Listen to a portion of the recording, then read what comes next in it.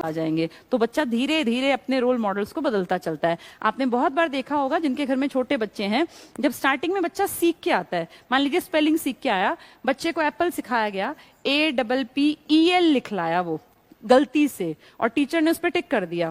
अब वो जब घर आएगा ना, उसको होमवर्क सेम करना है, माँ बैठेगी, माँ कहेगी बेटा तो गलत लिखा, अपनी मैम ने गलती से चेक कर दिया। बहुत सारे बच्चे होते हैं, गलती हो सकती है, इतना नॉर्मल है, इस पे कोई बवाल नहीं मचाना कि टीचर ने ऐसे कैसे करा, नॉर्मल बात है। तो आप बता रहे हैं कि बेटा APPLE होता है, तो कहेगा नहीं मेरी मैम ने ये बताया, आपको नहीं आता। आप कितने ही बड़े जानकार हैं, आप कितने ही प्रगाढ़ पंडित हैं अपने सब्जेक्ट के, लेकिन बच्चा कहेगा आपको नहीं आता, मेरी मैम ने ऐसे ही कराया, मैं ऐसे ही करूंगा। कारण अब उसका रोल मॉडल आप नहीं है, अब उसका रोल मॉडल टीचर है, और टीचर ने जो कह दिया, जो टिक कर दिया, तो वो गलत हो ही नहीं सकता। इस एज के बच्चे होते हैं वो 6 से 12 में, इनका गैंग बन जाता है, फिर ये सारी चीजें अपने गैंग के अकॉर्डिंग करने लगते हैं। देखो लाइफ कैसे कैसे बदलती है, हम सबके साथ ये सब घटित हुआ। वो एक गैंग का हिस्सा बन गए, स्कूल में आ गए, गैंग में मेल फीमेल अलग अलग, अब लड़के लड़कों के साथ रहेंगे। और बहुत बार देखना, जब दूसरी तीसरी क्लास में कोई लड़का रोता है तो लड़के उसको चिढ़ाते हैं कि लड़की है, हो लड़कियों की तरह रो रहा है। कोई लड़की अगर ऐसे बात करती है, मान लीजिए घर में जो भाई बच्चे होते हैं, अगर लड़का बड़ा है लड़की छोटी है, तो बड़े भाई से वो सीखती है कि मैं खाऊंगा, मैं जाऊंगा, मैं सोऊंगा। लड़कियां भी ऐसे बात करती हैं, नॉर्मल बात है, जिनके घरों में बच्चे हैं उस चीज को समझ सकते हैं। तो वो जो बच्ची है वो खाऊंगा, सोऊंगा, जाऊंगा, वो लड़के की तरह बात करती है। लेकिन जैसे ही वो स्कूल जाएगी, वो कहेगी मैं खाऊंगा, तो सब लड़कियां मजाक उड़ाएंगी, कहेंगी हो लड़का है, लड़के की तरह बात कर रही है, ऐसे थोड़ी बात करते हैं। फिर धीरे धीरे वो अपने आप को बदल लेंगे, ऐसा नॉर्मल, बिल्कुल नेचुरल है, नॉर्मल है। क्यों? क्योंकि वो गैंग से प्रभावित होते हैं। तो ये गैंग बहुत अच्छी चीज है, ये बच्चे को एडजस्ट करना सिखाता है। गैंग की इस हद तक बच्चे के दिमाग पे प्रभाव होता है कि बच्चा गैंग को प्यार करने लगता है, अपने यार दोस्तों को प्यार करता है, उनकी केयर करता है। और इस स्टेज में आते आते ना बच्चा शेयरिंग सीख जाता है। वो धीरे धीरे उसका जो रवैया है वो बहुत केयरिंग बन जाता है, वो चीजों को शेयर करने लगता है, शेयरिंग एटीट्यूड आ जाता है। और कभी भी देखना, जो 3 से 6 के बच्चे हैं ना, अगर इनको एक चिप्स का पैकेट मिल गया तो ये उसको खुद ही खा जाएंगे, किसी को नहीं देंगे। कोई लेगा तो उसको चिल्लाएंगे, रोएंगे। लेकिन 6 से 12 वाले साल के लिए अगर माँ बाप कुछ लेकर आए हैं तो ये उसको बैग में रख लेंगे और कहेंगे ना क्यों नहीं खा रहे, कहेंगे नहीं कल स्कूल में खाएंगे, क्योंकि इन्हें अपने फ्रेंड्स के साथ शेयर करने में मजा आने लगा। ये लंच शेयर करते हैं, ये अपनी बातें शेयर करते हैं, ये इकट्ठे खेलते हैं, तो इनमें केयरिंग एटीट्यूड डेवलप हो जाता है। तो लविंग, केयरिंग, शेयरिंग बहुत अच्छी चीजें हैं जो एक इंसान में होनी चाहिए। वो गैंग डेवलप करता है, वो टोली डेवलप करती है। जो लोग गैंग के मेंबर नहीं बनते उनमें ये फीलिंग्स भी डेवलप नहीं हो पाती। तो गैंग का मेंबर बनना बहुत अच्छी बात है, क्योंकि वो सोशल डेवलपमेंट का एक जरूरी पड़ाव है जो हर किसी के जीवन में आना चाहिए। यहीं से बच्चे के यार दोस्त बनने शुरू हो जाते हैं, और ये वही टाइम है जब बच्चे कट्टा कर देते हैं और अब्बा कर लेते हैं, और फिर इकट्ठे रहते हैं, और फिर लड़ते हैं, झगड़ते हैं, फाइनली जाके फिर से इकट्ठे खेलने लगते हैं। ये जो बच्चे थे ना, ये अभी उतने प्रॉपर गैंग नहीं था, लेकिन अब बच्चे गैंग के मेंबर हैं। ये अपनी क्लास को, अपने सेक्शन को भी प्यार करने लगते हैं। मान लीजिए 4th है और 4th बी का कोई कंपटीशन हो रहा है जिसमें कि 10-10 बच्चे हैं क्लास में, 30-30 है कंपटीशन में 10-10, तो जो 4th ए के 20 बच्चे हैं ना, वो भी पूरी जान लगा देंगे कि कैसे 4th ए जीत जाए। ऐसे ही 4th बी के, यानी वो अपनी क्लास को भी प्यार करते हैं, अपने हाउस को प्यार करते हैं, अपने गैंग को प्यार करते हैं। तो जो इमोशनल डेवलपमेंट है ना, उसमें भी बहुत मदद मिलती है बच्चे के में, अगर उसका सामाजिक विकास ठीक चलता है। तो इस एज में जाके 6 से 12 ऐसे ही टाइम भाग जाता है। अब ये बच्चे धीरे धीरे करते करते 6ठी 7वीं आ जाते हैं, 6-7 तक के बच्चे इसी एज में आते हैं। फिर धीरे धीरे ये किशोरावस्था की तरफ बढ़ने लगते हैं, और जो 13 to 18 की एज है, इसे हम लोग आम भाषा में टीन एज जिसको आप बोलते हो, क्योंकि टीन आ गया ना, 13, 14, 15, तो टीन एज वाले बच्चे हैं, इसको हम किशोरावस्था कह देते हैं हिंदी में, किशोरावस्था।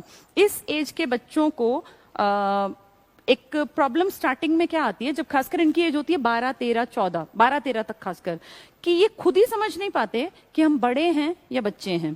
एक मुझे ध्यान है 9th क्लास में एक पोएम थी, एम आई अ चाइल्ड और एन अडल्ट, बहुत अच्छी पोएम थी, बहुत ही बढ़िया। कि एक बच्चा है, इंग्लिश में थी, कि एक बच्चा है जो परेशान है, क्योंकि जब वो बच्चों के साथ खेलने जाता है तो माँ उसके ऊपर गुस्सा करती है कि तू इतना बड़ा हो गया, तुझे शर्म नहीं आती, बच्चों की टोली में घुसा रहता है।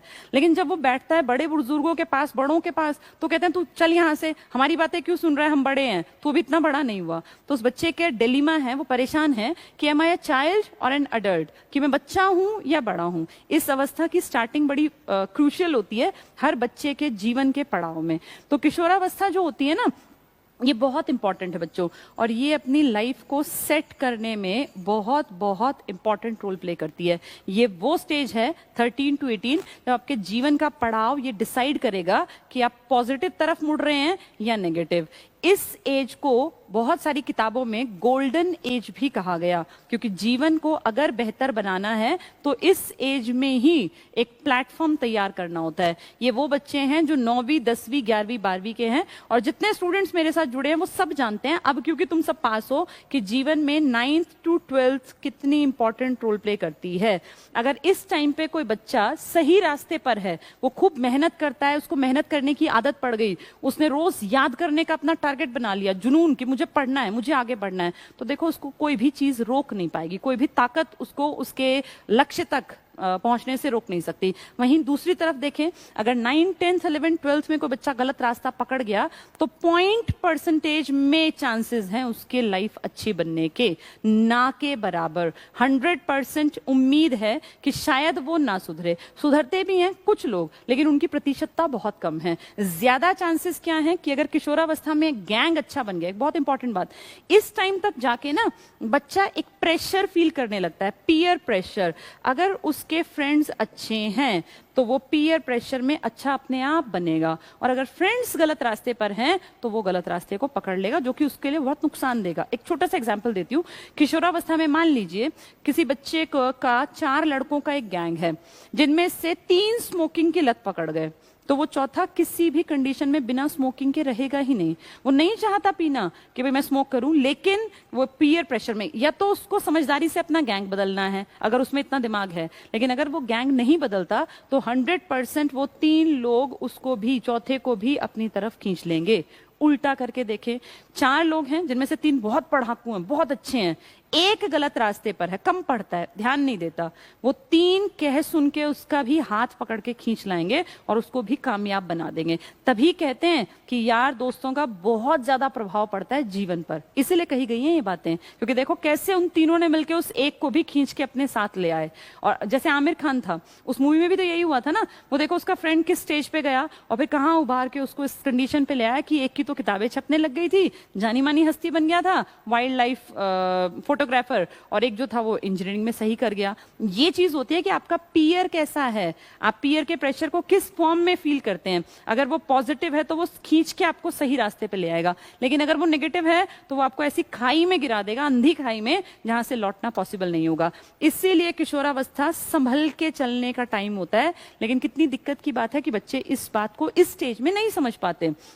ये पेरेंट्स और टीचर्स की जिम्मेदारी है कि इस स्टेज के बच्चों को बहुत प्यार से डील करें, क्योंकि इस स्टेज में बच्चे मार से नहीं मानते, वो प्यार से मान सकते हैं। और प्यार से भी मानेंगे कब, जब दोस्ती की तरह उनके साथ बातचीत की जाए, कि भाई एक फ्रेंडली बिहेवियर हो, पेरेंट्स का भी और टीचर्स का भी। इसे कहा था आंधी और तूफान की अवस्था। स्टेनले हॉल एक मनोवैज्ञानिक है, पेपर में भी आया था, ये किसने कहा है कि आंधी और तूफान की अवस्था है, तो स्टेनले हॉल ने किशोरावस्था को आंधी और तूफान की अवस्था कहा है।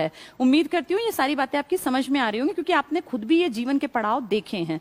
इस एज में सिर्फ और सिर्फ माँ बाप मेन थे, या वो घर परिवार जिसमें बच्चा रहता है। यहाँ जाके अड़ोसी पड़ोसी घर में कैसे हैं, बच्चे कैसे हैं, उनके साथ गैंग बनेगा। यहाँ जाके बच्चे का स्कूल कैसा है, अगर स्कूल में टीचर्स अच्छे हैं, बच्चे अच्छे परिवारों के आते हैं, तो बच्चे का गैंग अच्छा बनेगा। गैंग का प्रभाव यहाँ उतना नहीं था, लेकिन इस पे तो 100% बच्चे के ऊपर गैंग का प्रभाव या पीयर का प्रेशर पड़ेगा। अगर पीयर ग्रुप अच्छा है तो बच्चे को खींच के बाहर, वो गलत रास्ते पे जाने ही नहीं देगा। तभी कहते हैं कि यार दोस्त अच्छे बनाने चाहिए, खासकर इस एज में। तो ये लाइफ के 4 पड़ाव हैं, हर किसी के जीवन में आते हैं ये।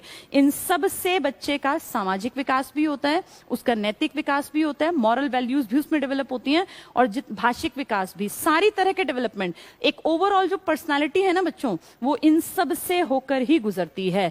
जिसको अच्छे पेरेंट्स मिले उसका ये डेवलपमेंट अच्छा हुआ, जिसको अच्छा पड़ोस मिला उसका ये सेकंड डेवलपमेंट अच्छा चला, जिसका स्कूल अच्छा था उसका 3rd, और जिसका पीयर अच्छा था उसका 4th। जनरली ऐसा होता है कि जब नाकामयाब होते हैं तो आप देखना तीनों चारों बच्चे फेल हो जाते हैं जो एक गैंग में होते हैं, और जब वो कामयाबी का रास्ता पकड़ते हैं तो कहीं ना कहीं सारे अपने आप अपनी लाइफ को सेट कर लेते हैं। ये होता है पीयर का प्रेशर। ठीक है, आज क्लास इतनी ही लेती हूँ क्योंकि इंपॉर्टेंट टॉपिक है, इसको कल आगे बढ़ाएंगे सामाजिक विकास को। तो आज मैंने सृजनात्मकता का बचा हुआ टॉपिक करा दिया। अच्छा, कल सैटरडे है, कल क्लास मेरी नहीं होगी। संडे को मदर्स डे है बच्चों, और सभी लोगों को, अपनी माओं को अग्रिम बधाइयाँ। संडे को मैं एक कोशिश करूंगी एक स्वरचित कविता यहाँ पे पढ़ूं, और वो मैंने और मेरी बड़ी सिस्टर ने मिलके कुछ चीजें लिखी हैं। तो संडे को एक मैं 8 बजे के आसपास देखूंगी, एक क्लास लूंगी। क्लास इन द सेंस वो सिर्फ माओं को समर्पित होगा, और मदर्स डे है तो इसलिए उस दिन की खास अहमियत है हम सभी के जीवन में। और कल क्लास नहीं है तो परसों ही क्लास में मिलेंगे, ठीक है? आज के लिए इतना ही। Thank you, good night.